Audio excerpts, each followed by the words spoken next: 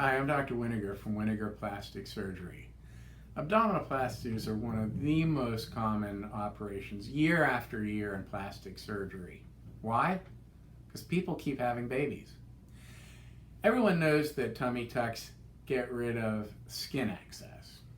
But what people don't realize is that after having babies or massive weight loss, there's more than just excess skin that needs to be dealt with. So abdominoplasties actually do 5 things. When we do a tummy tuck, we certainly get rid of excess skin, right? And with that excess skin, oftentimes we're getting rid of lots of stretch marks. Additionally, though, people don't realize that we usually thin the fat under the skin as part of the abdominoplasty. So things don't just get tighter, they get thinner also. And sometimes while we're there, if we find a belly button hernia, which are way more common than you might think, we can fix that at the same time. The important thing about tummy tucks that a lot of people don't realize is what happens under the skin. When you're pregnant and the muscles and the fascia, that's the strong layer that keeps all the organs on the inside, well, when you're pregnant, that stretches. And then after pregnancy, see, it's not elastic, so it doesn't spring back. So a lot of times there's a poochiness to the tummy that's not there when you're laying down, and then you stand up and there's this bulge that you can't really do anything about because the muscles are there. They might be strong, but see, they're pulled apart. And in a tummy tuck, we can put them back together where they're supposed to be. It's one of the most important things that we do in a tummy tuck. Now, we can do this in 3 different ways. One is the traditional tummy tuck. Traditional abdominoplasty involves making an incision, removing fat if we're doing liposuction, pulling this, tightening the muscles and pulling the skin down. And when all the skin moves and the belly button doesn't, there's a new scar around the belly button where we pull the belly button through the skin to reattach it. There's another kind of tummy tuck that involves having an incision way lower in an area that would be covered by even the smallest bikini. And that's a great operation for some patients because not only is that scar lower, but there's no belly button scar.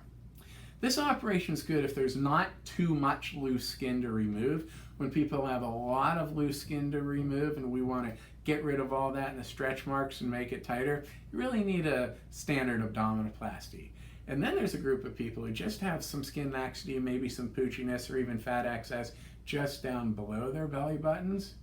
This is a great situation for just a mini abdominoplasty. How do you know which one you need? Well, I really need to meet with you and we'll look at the problem and figure out what's going to be best. When we're trying to decide what we're doing, no matter what, we have a few goals for our patients. We want the lowest scar possible based on your anatomy. We want the most inconspicuous sign of surgery at the belly button, hopefully no scar at all. We want to make the narrowest waist and of course the tightest skin. Combining all these factors is how we can get the most natural but young and tight looking result. Usually when we do liposuction, we're combining it with or usually when we do a tummy tuck, we're combining it with liposuction in the area of the tummy tuck itself, or very often in the love handles or another part of the body. Sometimes we'll be combining the liposuction with the tummy tuck with a totally different surgery, such as a breast augmentation or a breast lift. And sometimes we're doing a tummy tuck not just in the front, but all the way around, sometimes called a circumferential tummy tuck or a lower body lift, or even an around the world abdominoplasty. When we're doing this, we're usually trying to address a tremendous amount of loose skin excess from massive weight loss, not just from pregnancy. The recovery after a tummy tuck, whether there's liposuction or a breast lift or not, really comes down to 6 weeks of protecting the muscles after they're tightened. And so that means no heavy lifting, basically greater than 12 pounds for 6 weeks.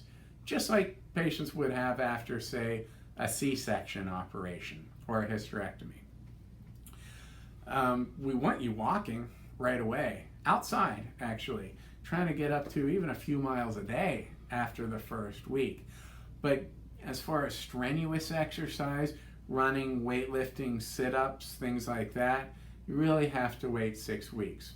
Now we see you in the office 3-4 days after surgery, and then the next week, and at least 6 weeks after that for your first photo shoot, and then again after 6 months for your final photo shoot, when we can really look at what the final result is.